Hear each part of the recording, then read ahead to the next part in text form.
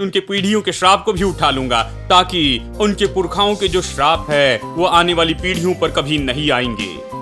यीशु ने उन्हें कलवरी के क्रूस पर उठा लिया और पूरी तरह से दूर कर दिया, ताकि वो कहावत अब पूरी हो गई है।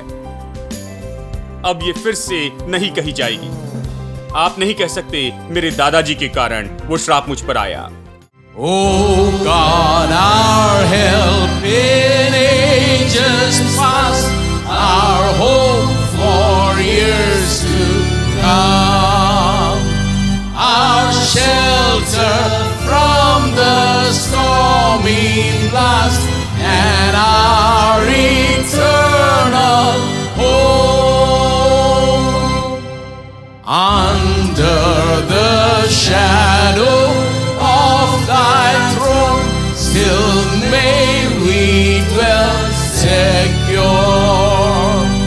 Sufficient is thy name alone, and our defense is sure. Before the hills in order stood, for earth received her frame. From everlasting thou art God, to endless years the same. 1,000 ages in thy sight are like an evening dawn, short as the watch that ends the light before the rising sun. O God, our help in ages past, our hope for years to come. Be thou our guide while life shall last, and our eternal hope.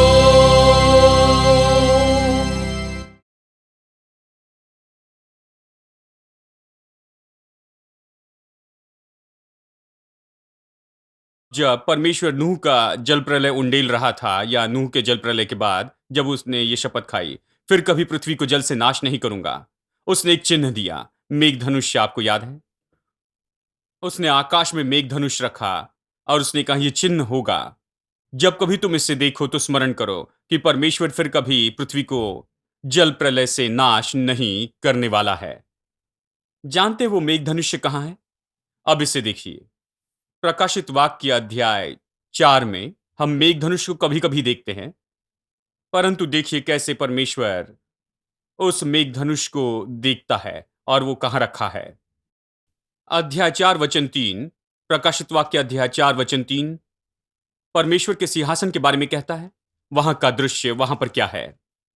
और जो उस पर बैठा है वो यशब और माणिक सा दिखाई पड़ता है, और उस सिंहासन के चारों ओर मरकत सा एक मेघधनुष दिखाई देता है। यानी मेघधनुष सिंहासन के चारों ओर है। सब कुछ अर्थ रखता है। क्यों परमेश्वर अपने सिंहासन के चारों ओर मेघधनुष रखेगा? मेघधनुष का महत्व क्या है? मेघधनुष का अर्थ है कि परमेश्वर ने अपने लोगों से प्रतिज्ञा की है कि वो पृथ्वी को फिर से जल प्रलय से नाश नहीं करेगा, कभी नहीं।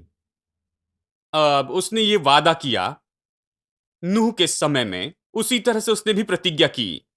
यशायाह कहता है, वो अभी क्या प्रतिज्ञा करता है? उसी परमेश्वर ने वादा किया है कि यहां पर फिर जल प्रलय से विनाश नहीं होगा, और मेघधनुष को चिन्ह के रूप में रखता है। उसने अभी प्रतिज्ञा की, उसी तरह से अभी उसने प्रतिज्ञा की कि वो हम पर क्रोध नहीं करेगा, वो हमें दंडित नहीं करने वाला है।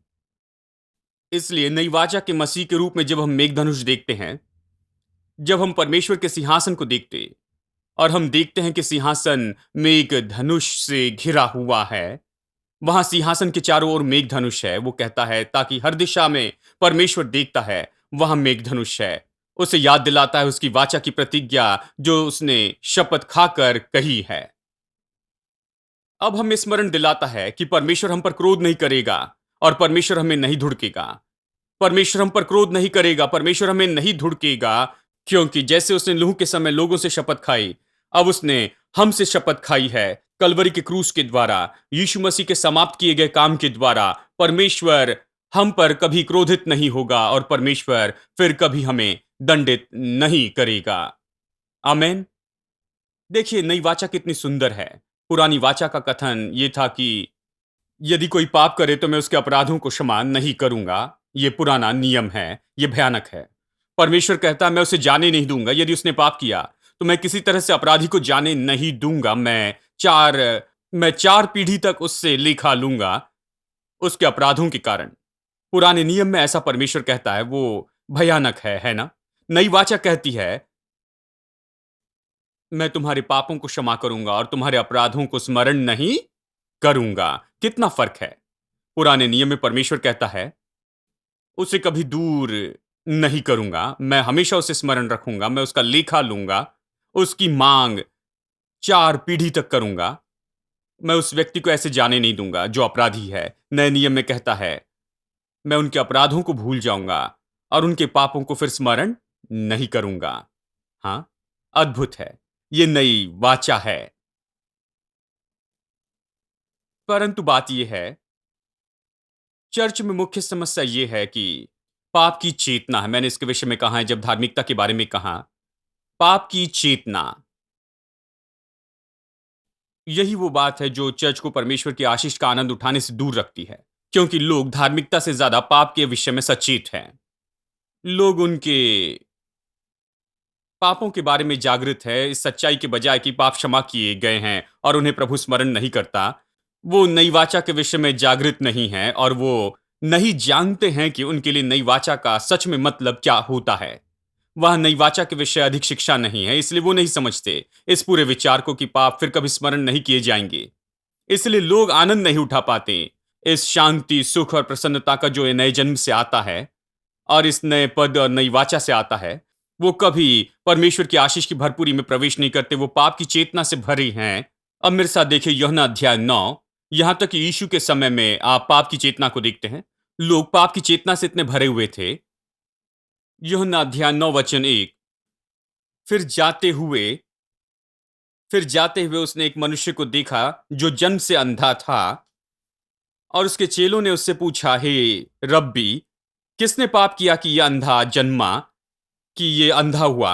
अब देखिए, मैं नहीं समझता कि मन में प्रकाश आ रहा था या नहीं, परंतु जब मैं इसे पढ़ता हूं तो मैं इस सवाल में पूरी मूर्खता देखता हूं। मैं समझ सकता हूं यदि कोई पूछे कि किसने पाप किया, क्या इसके माता पिता ने पाप किया, मैं समझ सकता हूं। शायद माता पिता ने पाप किया और बेटा उसका दुख उठा रहा है, जानते हैं। मैं ऐसी बातों पर विश्वास नहीं करता, मैं आपको दिखाऊंगा कि क्यों। लेकिन कम से कम वो विचार करने वाला सवाल होता, क्या इसके माता पिता ने पाप किया? लेकिन सवाल यह है कि क्या इसने पाप किया कि ऐसा पैदा हुआ? मतलब वो कैसे पाप कर सकता था कि वो अंधा पैदा हो जाए? मतलब क्या वो पाप करने के बाद पैदा हुआ? उसने कौन सा पाप किया? क्या उसने मां के पेट में जोर से लात मारी? उसने पैदा होने के पहले क्या पाप किया? आप देख सकते हैं कैसे लोग बहुत धार्मिक बनते हैं। वे पूरी तरह मूर्खता का सवाल पूछते हैं, क्या इसने पाप किया इसलिए ऐसा हुआ? बकवास है। कैसे वो पाप कर सकता है और उस पाप के कारण वो ऐसा अंधा पैदा होगा? ये बिल्कुल बकवास है। वो ये नहीं जानते थे कि कैसे सवाल पूछे। उनका दिमाग पूरी तरह से परंपरा में ढला हुआ था और उनके पास में इस तरह की गलत धर्मशास्त्र की विचारधारा थी। वो पूछ रहे थे कि क्या इसने पाप किया इसलिए ऐसा पैदा हुआ? ये कैसे पाप कर सकता था जन्म लेने के पहले? मूर्खता है। परंतु वो ऐसे सवाल पूछ रहे थे क्योंकि उनका मन पाप की चेतना से भरा हुआ था। वो कहते थे अगर कोई मनुष्य अंधा है तो उसने पाप किया होगा। मैं आपको बताऊं, हां, किसी ने पाप किया, आदम ने पाप किया। इसलिए ये बातें होती हैं। जिस पल आदम ने पाप किया उसने द्वार खोल दिया हर तरह की बुराई को इस जगत में प्रवेश करने के लिए, और बीमारी उसमें से एक बुराई है जिसने जगत में प्रवेश किया, मनुष्य की जगत में। क्योंकि उस दिन आदम ने ये द्वार खुला छोड़ दिया था और शैतान इन सारी बातों के साथ प्रवेश करता है और आज यदि कोई छोटा बच्चा भी मरता है, बच्चा पाप नहीं कर सकता। कैसे छोटा बच्चा पाप कर सकता है? 1 साल का बच्चा, क्या वो पाप कर सकता है? बच्चा क्यों मरता है? क्योंकि आदम ने पाप किया, पाप ने जगत में प्रवेश किया। अब मृत्यु वास्तविकता बन गई है और इसने इसने सभी मनुष्य पर राज्य किया, ऐसे बाइबल कहती है। देखिए, ये लोग नहीं समझते। वे कहते हैं अवश्य इसने पाप किया होगा, निश्चय किसी ने पाप किया, और उसकी पूरी थियोलॉजी गलत होती है। इस तरह उन्होंने इस विषय में विचार किया, वो गलत था। इसलिए चर्च में सबसे बड़ी समस्या पाप की चेतना है। पाप की चेतना अविश्वास में लेकर आती है, अविश्वास लेकर आता है। जानते हैं आप परमेश्वर की प्रतिज्ञाओं पर अधिकार नहीं कर सकते हैं, आप कुछ नहीं पा सकते। जो परमेश्वर ने प्रतिज्ञा की, आप विश्वास नहीं करते, इसलिए आप उसे नहीं ले सकते हैं जो प्रभु ने प्रतिज्ञाएं की हैं। ठीक है। पाप की चेतना के विषय में बात करते हुए वो कह रहे थे, किसने पाप किया? क्या इसके पिता ने पाप किया? अब यहां पर एक बड़ी बात चल रही है, मैं सुनता हूं चेन्नई में और दूसरी जगह पर, पीढ़ियों के श्राप के विषय। मैं इसके विषय में कुछ कहना चाहूंगा, फिर संदेश खत्म करूंगा। पीढ़ियों के श्राप। एक व्यक्ति ने मुझसे कहा, खैर सब ठीक है ब्रदर, अब तक सब कुछ ठीक था, परंतु एक भाई मेरे घर में आए और उन्होंने प्रार्थना की और मुझसे कहा मुझ पर पीढ़ियों का श्राप है। उन्होंने मुझे बताया कि मेरे दादाजी ने कुछ किया था जब वो जीवित थे, और वो श्राप मुझ तक आया है। और उन्होंने मुझे बताया, इसलिए मैं अपने व्यापार में असफल हूँ, इसलिए मैं अच्छा नहीं कर रहा हूँ, इसलिए ये सब बातें हो रही हैं, इसलिए मेरे जीवन में आशीष नहीं है। और मैं नहीं चाहता कि ये मेरे बेटे पर आए, क्योंकि वो कह रहे थे 4 पीढ़ी तक ये रहेगा, और मैं तीसरी पीढ़ी का हूँ, ये मेरे बेटे पर भी आने वाला है। इसलिए मैंने उनसे कहा, तो उन्होंने कहा इसका इलाज है, हम 7 शनिवार आएंगे, हम उपवास प्रार्थना करेंगे, रात के 3 बजे भोजन करेंगे और हम खाएंगे, हम इन बातों से निपटेंगे। इसलिए मैंने उन्हें बताया, आप क्या करने जा रहे हैं? मेरा मतलब, यीशु ने जो क्रूस पर किया है, यीशु ने हमारे श्रापों को उठा लिया, क्या उतना काफी नहीं है? इसलिए अब आप 7 शनिवार काम करने जा रहे हैं, और आप 7 शनिवार में क्या करने वाले हैं? क्या यीशु ने जो किया ये उससे अधिक होगा? क्या आप ऐसा कुछ करने वाले हैं जो यीशु नहीं कर पाया था, अभी आप उसे करेंगे? या वो प्रचारक करने वाला है? और वो चौंक गए और कहा, क्या पास्टर? लेकिन उन्होंने कहा, प्रभु ने कहा कि मुझ पर श्राप है, पीढ़ियों के श्राप हैं। और उन्होंने मुझे बाइबल से वचन दिखाए जहां पीढ़ियों के श्राप हैं, और वो 4 पीढ़ियों तक उसका बदला लेते रहेगा। क्या ऐसा वचन है? हाँ। क्या पीढ़ियों के श्राप होते हैं? हाँ। लेकिन मैं विश्वास करता हूं कि उन लोगों के लिए नहीं जो नई वाचा के लोग हैं, नए जन्मे लोगों के लिए। यदि आप नया जन्म पाए हैं, वहां कोई पीढ़ियों के श्राप नहीं मेरे दोस्तों। देखिए, पुराने नियम के समय वहां पर एक कहावत हुआ करती थी। इसराइली लोगों में एक कहावत थी कि पुरखाओं ने खट्टे अंगूर खाए हैं और बच्चों के दांत खट्टे होते हैं। ये कहावत है, ये यिर्मयाह अध्याय 31 में हम देखते हैं। जो वचन हमने पहले पढ़ा है, हमने वचन 31 पढ़ा है, वचन 29 और 30 अगर पढ़े तो यहां पर यह कहावत मिलती है। यहजकेल अध्याय 18 वचन 2, यहां पर फिर से हमें यह कहावत मिलती है, जहां परमेश्वर कहता है उनके पास ऐसी कहावत है, पुरखाओं ने खट्टे अंगूर खाए और बच्चों के दांत खट्टे हुए हैं। आप जानते इसका अर्थ क्या है? पुरखाओं ने खट्टे अंगूर खाए और बच्चों के दांत खट्टे हुए, इसका मतलब उन्होंने उसे खाया, परंतु आप कहते ओ मेरे दांत, जानते हैं, परंतु आपके पुरखाओं ने उसे खाया। कैसे आपके पुरखाओं ने खाए खट्टे अंगूर से आपको बुरा महसूस होगा और आपके दांत खट्टे हो जाएंगे? वो कह रहे थे उनके पुरखाओं ने पाप किया, इसलिए वो दुख उठा रहे हैं। ये कहावत है, हमारे पुरखाओं ने पाप किया, परंतु उनके पाप हम पर आए हैं, इसलिए हम दुख उठा रहे हैं। हमारे पुरखाओं का श्राप हम पर आया है, और वो इसे कहावत के रूप में बयान करते हैं। और परमेश्वर यहेजकेल 18:2 में कहता है कि तुम्हारे पास ये कहावत है कि पुरखाओं ने खट्टे अंगूर खाए और बच्चों के दांत खट्टे हुए, परंतु आने वाले दिनों में तुम फिर ये कहावत अपने बीच में कहने नहीं पाओगे, और ये जो कहावत है तुम्हारे बीच में फिर कभी नहीं कही जाएगी। ये कहावत पीढ़ियों के श्राप के बारे में थी। उन्होंने विश्वास किया और ये बात सच थी, परंतु परमेश्वर कहता है ये वहां नहीं रहेगी। अब वो वहां नहीं रहेगी, मैं इसकी व्यवस्था इस तरह करूंगा कि वहां नहीं रहेगी। कैसे परमेश्वर ने व्यवस्था किया, हमारे बीच में से इसे निकाल दिया नई वाचा के लोगों से। मेरे साथ में यूहन्ना अध्याय 19 देखिए, जल्दी से हम देखेंगे यूहन्ना अध्याय 19, और देखिए वचन 28 से पढ़ते हैं। 28। इस बात के बाद यीशु ने ये जानकर कि अब सब कुछ हो चुका, इसलिए कि पवित्र शास्त्र की बात पूरी हो, कहा मैं प्यासा हूं। इसका मतलब है अब यीशु क्रूस पर लटका हुआ था, उसने जान लिया कि सब कुछ वो करने आया था कर दिया है। अब एक बात छूट गई, इसलिए वो पूरा करता है। यीशु एक उद्देश्य के साथ है। जब वो क्रूस पर लटका, वो कोई साधारण मनुष्य नहीं था जिसे बुरे लोगों ने पकड़कर क्रूस पर लटका दिया था और वो लटका था क्योंकि कुछ नहीं कर रहा था। नहीं, वो एक उद्देश्य के साथ था, वो काम पूरा कर रहा था। वो कहता है 1 2 3 4 सब कुछ पूरा कर दिया है, बस अभी एक बात छूट गई है। उसने देखा कि सब कुछ पूरा हो चुका, इसलिए कि एक और पवित्र वचन जो है वो पूरा हो जाए। वो कहता है मैं प्यासा हूं। जब उसने कहा कि मैं प्यासा हूं तो उन्होंने तुरंत उसके पास में लाया। इसे सुनिए। वहां एक सिरके से भरा हुआ बर्तन धरा था, सो उन्होंने सिरके में भिगे हुए स्पंज को जुफे पर रखकर उसके मुंह से लगाया और उसके मुंह से लगाया। जब यीशु ने वो सिरका लिया तो कहा पूरा हुआ और सिर झुकाकर प्राण त्याग दिए। यीशु ने सिरका लेने के बाद ही उसने कहा कि पूरा हुआ।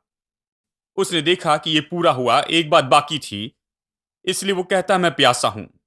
और वे उसके लिए सिरका ले आते हैं, उसके मुंह से लगाते हैं और फिर वो कहता है ये पूरा हुआ। अब ये पूरा हुआ, पूरी तरह से पूरा हुआ। इसका क्या अर्थ है? देखिए, यीशु जब उन्होंने कांटों का मुकुट उसके सिर पर रखा था, उसका अर्थ था, इसका मतलब था कि कांटे और उटकटाने जो श्राप के बाद आई थी, आर्थिक श्राप मनुष्य जाति पर आया। उत्पत्ति अध्याय 3 आदम के पतन के बाद परमेश्वर ने कहा तो अपने माथे के पसीने से रोटी खाया करेगा। कठिन परिश्रम, क्योंकि कांटे और उटकटारे उत्पन्न होने लगे। भूमि से पहले कभी कांटे और उटकटारे नहीं आए थे, केवल जो बोया वही आया। परंतु अब कांटे और उटकटारे उत्पन्न होने लगे और कांटे और उटकटारे निकालने के लिए अधिक समय लगता है, क्योंकि यह बीज दबा देता है जो आप बोते हैं। आपको मेहनत करनी है उपज के लिए, इसलिए कांटे और उटकटारे गरीबी के चिन्ह हैं। जब कांटों का मुकुट यीशु के सिर पर रखा गया, इसका यही अर्थ था कि यीशु ने स्वयं अपने ऊपर गरीबी को उठा लिया है। अब गरीबी हमारे सिर पर नहीं है, गरीबी तो अभी यीशु के सिर पर है। किसी ने मुझसे कहा, खैर कुछ लोग गरीब हैं, कुछ लोग अमीर हैं, जो कुछ उनके माथे पर लिखा है वैसे ही होने वाला है। मैंने कहा यह उनके सिर पर नहीं लिखा है, यह यीशु के सिर पर रखा गया। हमारे सिर पर कुछ भी नहीं लिखा है। गरीबी यीशु के सिर पर रखी गई थी। जब कांटों का मुकुट उसके सिर पर रखा गया, यह सच्चाई को दिखाने वाला है कि उसने हमारी गरीबी कलवरी के क्रूस के ऊपर में उठा ली है और हमारे सिर पर वो अभी नहीं है। हमारे सिर पर यह लिखा गया है आज हम आशीषित हैं, क्योंकि यीशु ने कांटों का मुकुट सह लिया है। आप और मैं आशीषित हैं।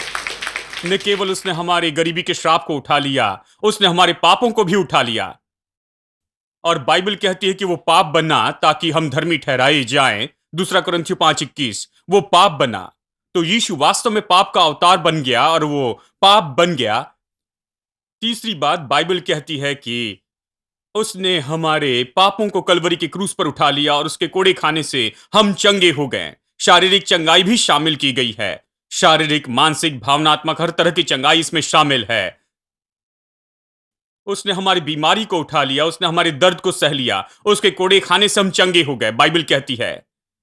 इसलिए गरीबी, श्राप उसके द्वारा उठा लिए गए, पाप का श्राप उसके द्वारा उठा लिया गया है और बीमारी का श्राप उसके द्वारा उठा लिया गया है।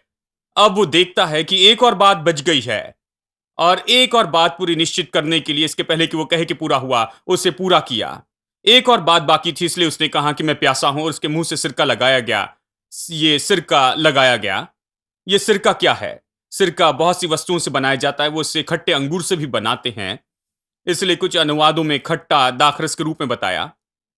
उन्होंने इसे उसके मुंह से लगाया और वो बहुत खट्टा है, आप बड़ी मुश्किल से मुंह में रख सकते। कहावत थी कि पुरखाओं ने खट्टे अंगूर खाए तो इसलिए बच्चों के दांत खट्टे हुए। ये कहता है दांत इसे सहन नहीं कर सकते थे। ये बहुत ही नापसंद की बात थी। जब उन्होंने सिरका रखा, खट्टा दाखरस उसके मुंह में रखा, उसके दांत खट्टे किए गए ताकि आपके दांत फिर कभी खट्टे न होने पाए।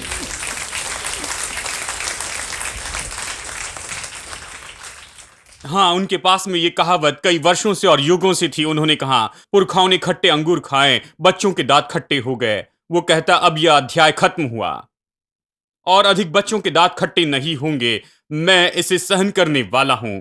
मेरे दांत खट्टे होने वाले हैं, एक ही बार सदा के लिए, मैं एवज के रूप में हरेक के लिए हूं। मैं पीढ़ियों के श्राप को उठा लेता हूं, सारे पीढ़ियों के श्राप को भी। केवल एक ही बात बची है, मैंने गरीबी को उठा लिया, मैंने उनके पापों को उठा लिया, मैंने उनकी बीमारी को उठा लिया, लेकिन उनके पीढ़ियों के श्राप को भी उठा लूंगा, ताकि उनके पुरखाओं के जो श्राप है वो आने वाली पीढ़ियों पर कभी नहीं आएंगे। यीशु ने उन्हें कलवरी के क्रूस पर उठा लिया और पूरी तरह से दूर कर दिया, ताकि वो कहावत अब पूरी हो गई है, अब ये फिर से नहीं कही जाएगी। आप नहीं कह सकते मेरे दादाजी के कारण वो श्राप मुझ पर आया। खैर, इससे बहुत से लोग बेरोजगार हो जाएंगे चेन्नई में। मुझे इसके विषय में माफ करना। इसलिए उनमें से कुछ लोग मुझे पसंद नहीं करते। यदि इस तरह से प्रचार करते रहे तो हम क्या करेंगे ब्रदर? मैं कहता हूं वचन प्रचार करो वे महसूस करते उन्हें कुछ करना होगा, 7 शनिवार और 7 मंगलवार काम करना है। जानते हैं, यीशु ने यह कर दिया। उस एक दिन में जब वो क्रूस पर लटका था, उसने सब कुछ सह लिया। वो पर्याप्त से भी बढ़कर है। इसलिए जब कोई आपके घर में आता और प्रार्थना करके कहता है मैं पीढ़ियों के श्राप को देखता हूं, तो उसे आप बताइए परमेश्वर ने इसे पहले मुझे दिखाया कि वो पीढ़ियों का श्राप खत्म हो चुका है। कलवरी के क्रूस पर परमेश्वर ने उससे निपट लिया है। मेरे दादाजी का पाप मेरे ऊपर नहीं आ सकता, उनका श्राप मेरा नहीं हो सकता, क्योंकि यीशु ने सारे श्रापों को खत्म कर दिया है, अपने ऊपर में ले लिया और उसने सह लिया और उसे खत्म कर दिया। और तभी उसने ये कहा कि ये पूरा हुआ। ये तब पूरा हुआ केवल जब उसने उसे पूरा किया। हेलो, ये पूरा नहीं हुआ था जब तक कि पीढ़ियों का श्राप चल रहा था। उसने कहा ये पूरा हुआ और सिर झुकाकर उसने प्राण त्याग दिए, उसने अपने प्राण दे दिए। मैं आपको बताऊं दोस्तों, यीशु ने सिद्ध काम किया है। वो कलवरी के क्रूस पर उद्देश्य को पूरा कर रहा था। उसने कहा 1 मैंने कर दिया, 2 मैंने इसे कर दिया, तीसरा मैंने कर दिया, एक और बात बाकी है, मुझे इसे करना है। और जब उसने उसे पूरा किया, वो निश्चित था, उसने कहा कि पूरा हुआ। और फिर कोई भी उसका प्राण नहीं ले सकता था, वो उसे मार नहीं सकते थे। देखिए, उन्होंने उसे पीटा, क्रूस पर लटकाया, कोई भी उसे मार नहीं सकता था। उसने कहा कोई मेरा प्राण मुझसे नहीं ले सकता, मेरे पास में अधिकार है कि मैं इसे दूं और मैं इसे वापस ले लूं। इसलिए उसने अपने प्राण दिए। एक बार ये पूरा हुआ, जब ये उद्देश्य पूरा हुआ, एक बार जब उसने पूरा किया, खत्म कर दिया जो वो पूरा करने के लिए आया, फिर उसने कहा ये पूरा हुआ और सिर झुकाकर प्राण त्याग दिए। हेलो, यीशु ने सिद्ध कार्य किया है। ये एक महान कार्य था, ये एक महान बलिदान था। कलवरी के क्रूस का बलिदान तो ये बहुत ही असाधारण बात है मेरे दोस्तों। यीशु ने इसे पूरा किया। आप अपने जीवन में किसी को भी कलवरी की आशीष चुराने मत दीजिए, ये और वो कहने के द्वारा। कोई भी कुछ भी कहकर आपको परमेश्वर की आशीष के बारे में धोखा ना दे। परमेश्वर ने इससे निपट लिया है, आपके पाप उस पर लाद दिए गए हैं। अब केवल ये एक बात पढ़कर हम खत्म करेंगे। शब्द समाप्त होना, स्ट्रॉन्ग्स के अनुसार इसका अर्थ है खत्म करना। यही इसका सामर्थ्य प्रकाशन है और फिर यह कहता है कर्जे से मुक्त कर देना। और फिर थियरस डिक्शनरी, जो कि विख्यात डिक्शनरी होती है, ये कहती है समाप्त होने का मतलब है मसीह ने सबके लिए परमेश्वर के न्याय को मरने के द्वारा संतुष्ट किया है, चुने हुए के पापों की कीमत चुकाने के द्वारा। ये पाप फिर कभी दंडित नहीं किए जा सकते हैं, क्योंकि ये परमेश्वर के न्याय का उल्लंघन करना होगा। पाप केवल तभी दंडित किए जा सकते हैं या एक तो एवज के द्वारा, या फिर आप स्वयं उसका दाम चुकाते हैं। यदि आपके बच्चे ने कुछ गलती की, आप उसे दंड देते हैं, तो क्या आप 10-15 दिनों के बाद उसे फिर बुलाकर कहते हैं मुझे वो याद आ गया, तुम यहां पर आओ, मैं भी तुम्हें फिर से पीटता हूं, मैं तुम्हें फिर से देने वाला हूं। और फिर 1 महीने के बाद आपको फिर से याद आता है और आप फिर उसे बुलाते हैं और फिर से उसे पीटते हैं। अगर आप ऐसा करेंगे तो आपको मेंटल हॉस्पिटल में दाखिल करेंगे। अगर आप ऐसा करें तो कोई ऐसा नहीं करता, क्योंकि एक बार उसका दंड हुआ, आप उसे बार बार उसी पाप के लिए दंड नहीं दे सकते। अगर आप ऐसा देते हैं तो धर्मी व्यक्ति नहीं है, इसमें कोई धार्मिकता नहीं है, यह केवल एक बार के लिए दंड है। और बाइबल कहती है जब यीशु ने कहा यह पूरा हुआ, तो एक ही बार सदा के लिए जो सजा थी वो मसीह पर डाल दी गई और उसने उसे ले लिया, एक ही बार सदा के लिए। इसलिए परमेश्वर मुझे फिर पापों के लिए सजा नहीं दे सकता है, क्योंकि ये यीशु मसीह में और उसके द्वारा पूरा हो चुका है। विश्वास कीजिए कि ये पूरा हुआ, विश्वास कीजिए कि ये खत्म हुआ।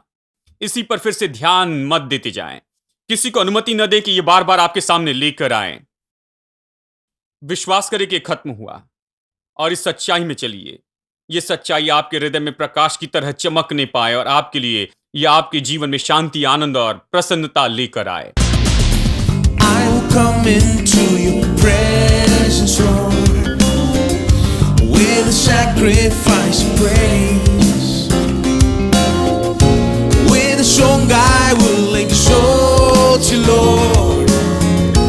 Blessed be your holy name. I will give you all the glory. You delivered me from shame. I'm created in your righteousness. Blessed be your holy name. Oh, lift him up, his name be lifted high. Lift him up, exalt his holy name. Lift him up, his name be lifted high. Exalt his holy name. Oh, lift him up, his name be lifted high. Lift him up, exalt his holy name. Lift him up, his name be lifted high. Exalt his holy name.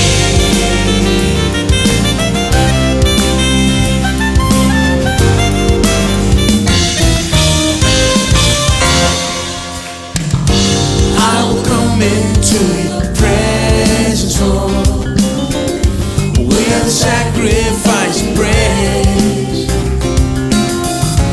With a song I will exalt you, Lord. Blessed be your holy name. I will give you all the glory. You delivered me from shame. I'm created in your righteousness. Blessed be your holy name. Oh, lift him up, his name be lifted high. Lift him up, exalt his holy name.